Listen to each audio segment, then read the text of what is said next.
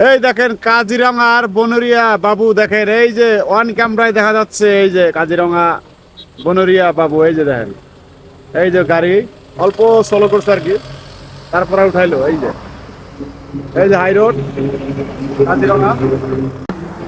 ওই দেখেন বাবুর বাচ্চা, এই যে বাবু কাজিরঙা, এই যে কাজিরঙা মেন রোড, কাজিরঙা কাজিরঙা কাজিরঙা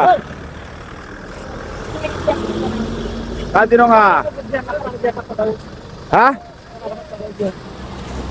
কি করুম